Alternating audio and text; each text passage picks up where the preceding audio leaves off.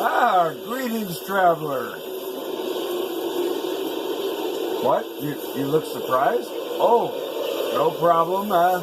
Sneaking up on people is just one of the things I do. But don't stand out there in the weather. Please come inside. You are more than welcome to enter my humble abode and share the fire with me.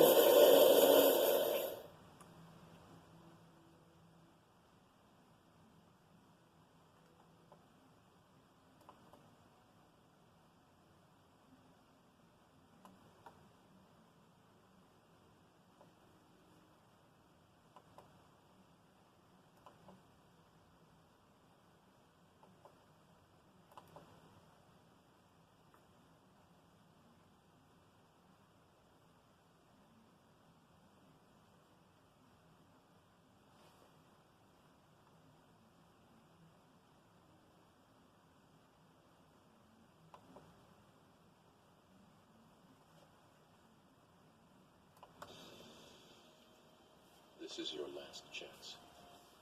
After this, there is no turning back. You take the blue pill. The story ends.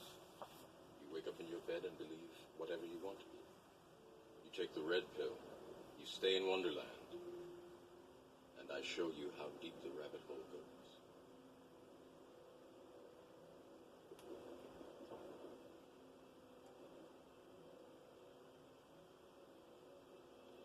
Remember, all I'm offering is the truth, nothing more.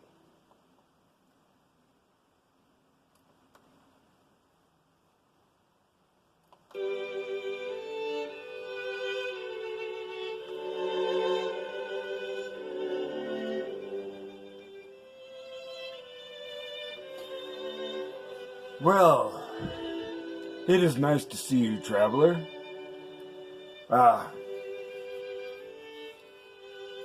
The time frame in the real world, the exile went mobile with Mr. Elite, and it was an outstanding day on the road, with a little break at the hot tub. I was so hyped by that trip. My Monday, a 10-hour work day, and with me dangling, wearing a safety harness so I don't fall off and break my ass. I did not care. It's like, I posted on Facebook, I laugh at Mondays. So, a couple of ideas went through my mind for videos, and I decided that I needed to share with you some of the pursuit of excellence stuff that I had talked about before in another video. Remember, I lost the papers. Well, I've got them back now. And I wanted to tell you in advance the source for this inspirational material. It is called Pursuit of Excellence, and it is a little pamphlet that came out years ago through the LDS Church. And there are, this is written in Tradcon, but through my translation skills, I will translate it to Black Irish Hippie for you, so you'll understand it the way I do. And there's a little introductory stuff, and it is worth the time for me to read this, and I'll translate it for you. And then the next time we have these, I'll have bullet points, and it'll be a nice tight presentation and a short video, which you'll be able to, you can hit it and quit it, and you can learn a little nugget of information to take with you without having to put up with my rambling. So, Let us dive right into the source material.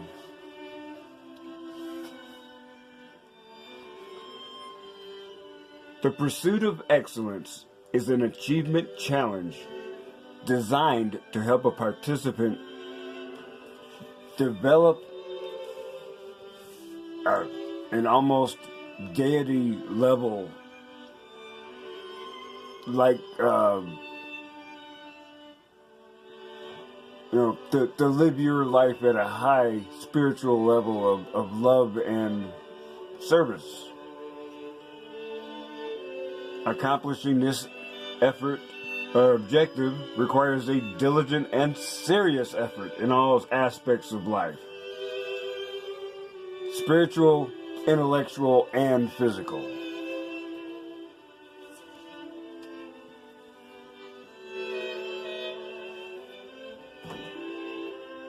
And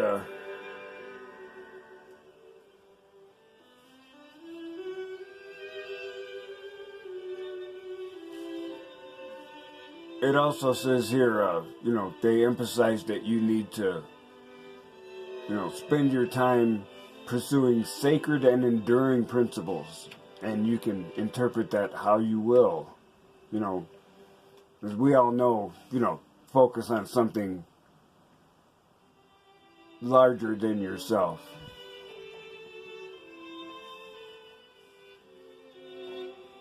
Nothing is more invigorating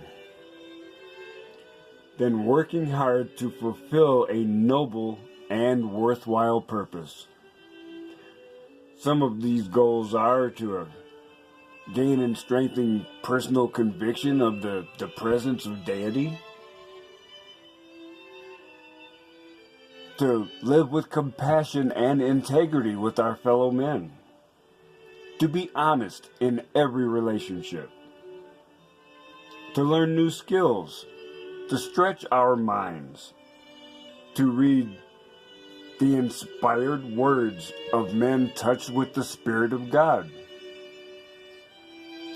the search for good and uplifting thoughts and deeds of mankind, and to realize the importance of a physical body and the necessity of giving it proper care.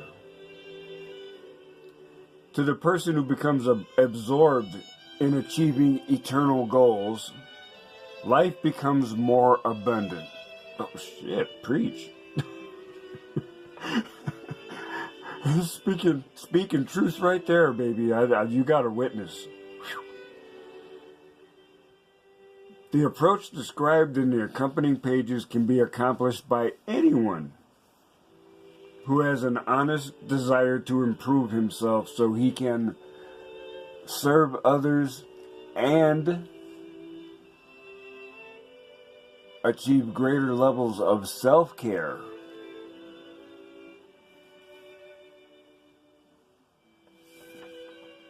Now,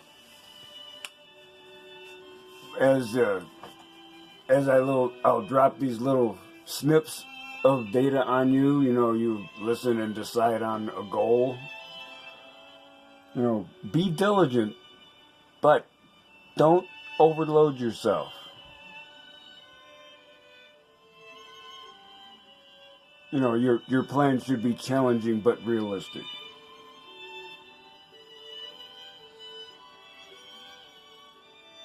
Personal growth and satisfaction, or I would say serenity, and increased power will come to you.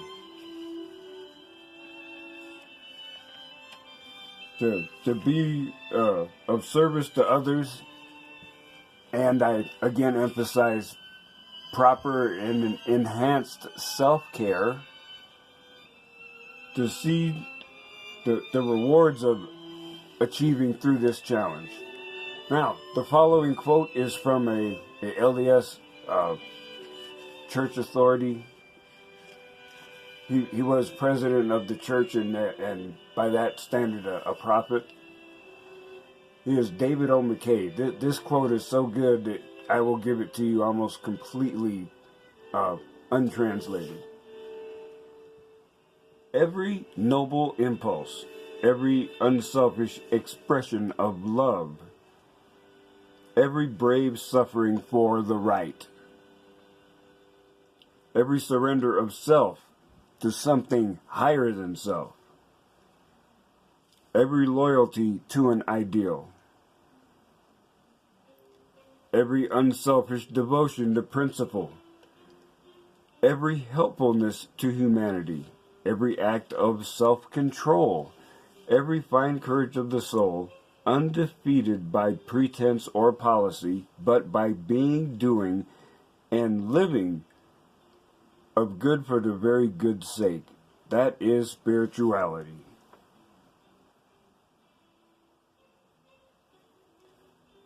Spirituality, our true aim is the consciousness of victory over self and of communion with the infinite. Spirituality impels one to conquer difficulties and acquire more and more strength. To feel one's faculties unfolding and the truth expanding in the soul is one of life's sublimest experiences.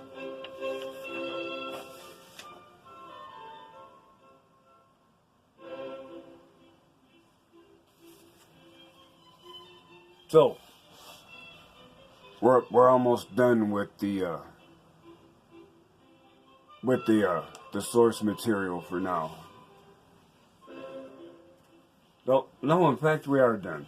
I will save that for later. So, now we're done with the TradCon translation. Now that for the rest of this video is just me.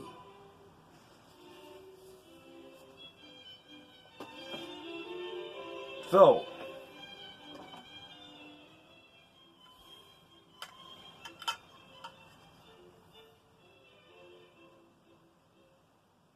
I think it's very healthy to spend time alone. You need to know how to be alone and not be defined by another person. That's a quote from Oscar Wilde, a world famous curmudgeon in his day. My man.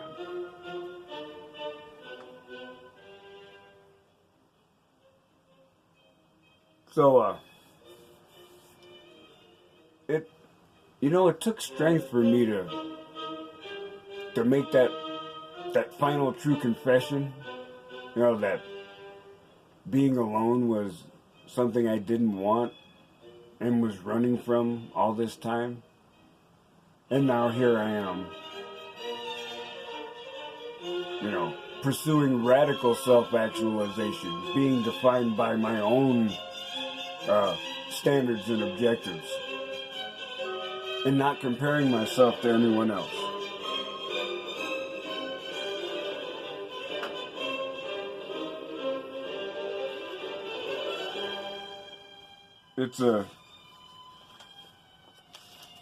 As I've said in other places, it's exhilarating, liberating, and cathartic.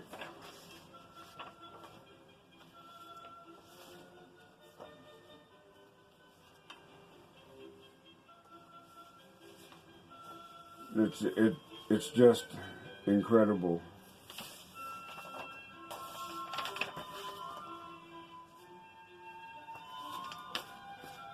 And of course, I'm sort of jumping in here way along in the story. There's lots of other stuff that happens to you once you become one of the brothers of the Red Pill Awakening. We know there's that surprise and shock and anger that turns into Red Pill Rage. Yes, I've been there. You've heard that. But you don't know why. You're saying to yourself, here I am, I'm doing all the right things, and now I've been divorced raped, and my kids hate me. And I'm sleeping in the parking lot at my job because, between alimony and child support, I can't afford an apartment. You're saying, what the hell? And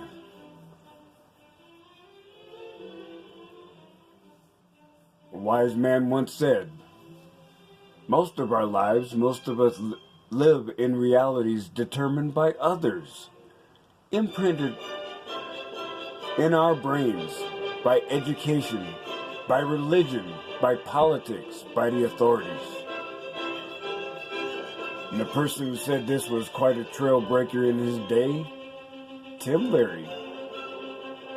Yeah, buddy. As a quick side rant,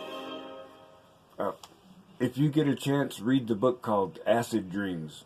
It talks about Leary and some of his students as they did further experimentation. And one of the important things they said was that if you are taking a recreational narcotic, it's because you want to alter your perception. So, once you consume that, you need to do something. These guys did their version of the raves, and they were frying their balls off. Literally, they said, yeah, if you can't function, you need to step your game up. That's the whole point. It's like, wow, that's freaking awesome. So now, here you are. You've suffered all these shocks in your life, and from somewhere, someone has whispered that magic phrase in your ear, MGTOW. And now you're finding out the truth. And it's like, well, what the hell, That's true, but it's like, the feminists are saying men and women are equal. We're supposed to be playing by the same rules. Oh, hell no. No, you know that the matriarchy is in full force if you've been divorce raped and been dragged through family court, face first. Yeah, it's not a good look. So, here you have that slender red cord,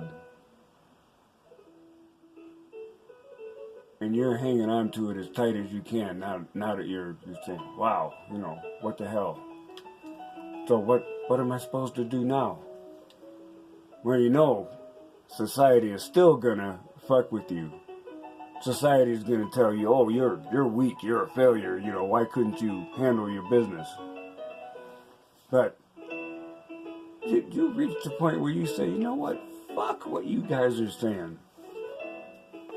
And you need to get away and get your own shit together and try to figure out what the hell you're gonna do now. I've been there.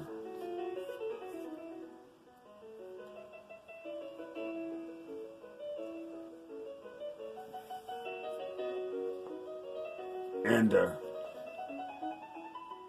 we've been conditioned to accept this, but now, yes, Red Pill Wisdom lets you know the greatest fear in the world is of the opinions of others. And the moment you are unafraid of the crowd, you are no longer a sheep. You become a lion. A great roar arises in your heart, the roar of freedom. That is a quote from a gentleman named Osho. I have no idea what he does, but the beard is slamming.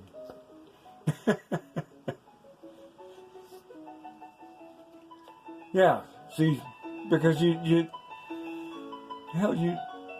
been cut loose from everything you love and told it's all your fault. And now, from where you had everything, now you have nothing. So, once you have that red pill awakening, and you decide, you know what, I've had enough. That's when you come up with rule number 1: fuck what they think. Yeah.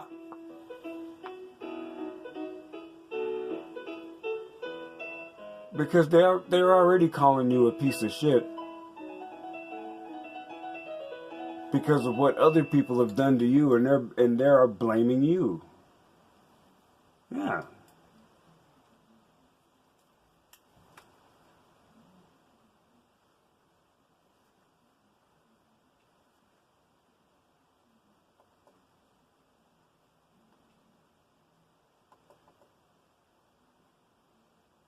Hang on just a second, folks. I ran out of music. Again.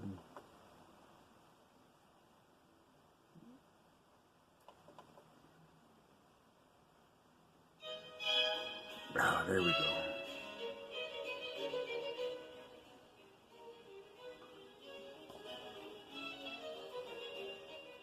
Yeah, because now, you know, you got to take care of yourself. There's no one there to cook a meal for you. There's no one there who will give you a hug when you get home from work, and you know that makes you feel better.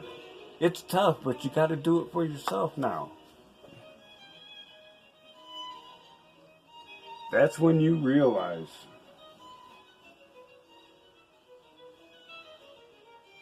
that you are the creator of your own destiny. That is from Zig Ziglar. Yes. And now, you know, you may still be in the throes of red pill rage, but you're starting to see a little clearer now. Now you know. No one's going to take care of you but you, baby. In the end, yes.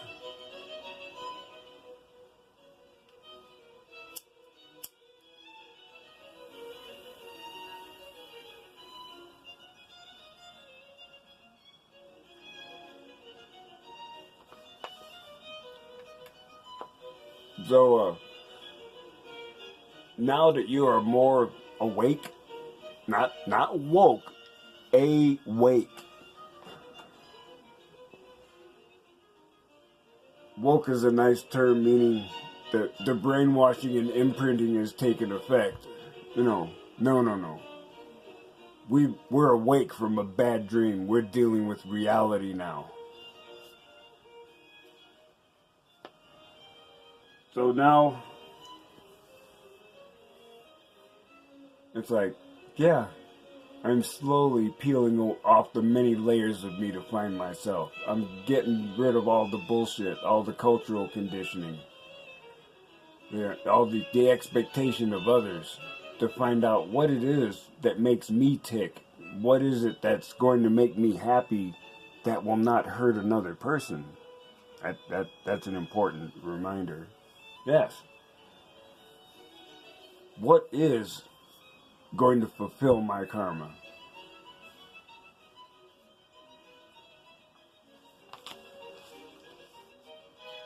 And as you do that and you start revealing truth to yourself, because the light of the infinite, which you're be easier to connect to now, it's shining the light of truth on you. That's why all that crap is easy to get rid of now.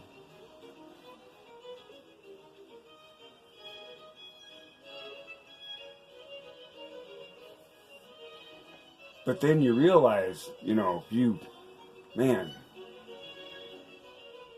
you really come up with something that gets you excited and says, yeah, I want to do this. But you got to think, if you want something you've never had, then you've got to do something you've never done. That is from ZiglarFamily.com.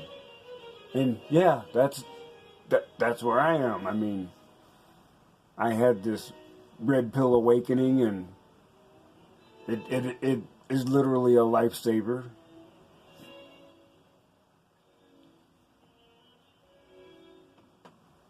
And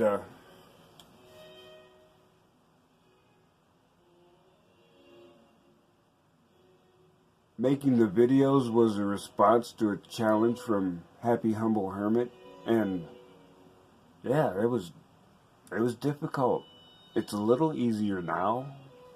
I mean, and I'm purposefully taking myself out of a comfort zone.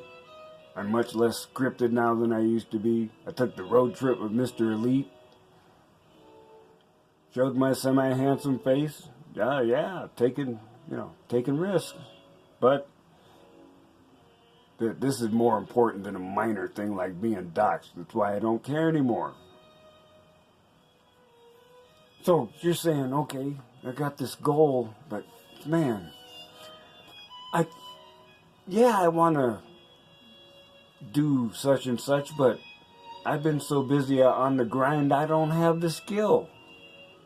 Well, that's quite true. I mean, I plan to do my best to build as much of my own retirement house as possible. I mean, I've been an electrician for a long time, but haven't been a carpenter or a plumber. I mean, I'll hire some pros to help me, but and you know, I'll be like the super helper helping them, but yeah, some of the stuff I'm going to do myself. But but no matter what it is you need to learn to make your life more effective, there are 10 things that require zero talent. Being on time. That's so easy, but it's so hard for some people. Having a good work ethic. Putting in the effort. I mean, even if you're fucking up, if we see you're trying hard and you're paying attention, but it's just taking a while for you to get it, or you're clumsy and nervous, people understand that if they're a good teacher. Body language. Are you sitting upright, good posture, paying attention, taking notes during class? Are you slouched over in the chair, doing paper airplanes and staring at Becky over there? Even though you know she's got the hots for Tyrone and she ain't going to give you the time of day anyway. Energy. Are you out partying every night and then trying to come to class? No, that's not a good look, Junior. You save your energy for what's important. Attitude. Yes, I'm ready to learn. As the man said back in the day, I brought my pencil. Yes. How about passion? You really care about what you're going to learn? Can you use that little bit of crystal ball and see into the future where acquisition of this skill is going to help you? Well, there you go. Now, are you willing to learn? Yes. If you're, let's say you're doing some kind of hands-on deal and maybe the teacher comes by and says, try this hand position instead of this one, and where you've been struggling, suddenly it's a lot easier. It's like, yeah, oh, okay. Now, this one's a toughie, but are you staying after class to ask about something you're not sure about? That's a good sign. And you have your paperwork organized. Are you prepared? Can you find that homework assignment right away?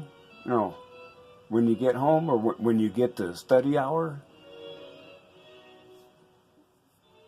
Yeah. What time are your classes? Do you have your schedule right there? You have extra paper in case you run out. Extra pens. Yes. See? None of this requires talent. All this is just preparation for learning. Always works. Oh, folks.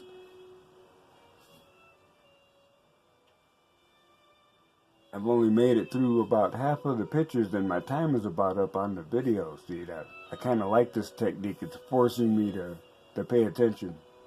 So, I will end this one and we'll pick it up with another one in the near future.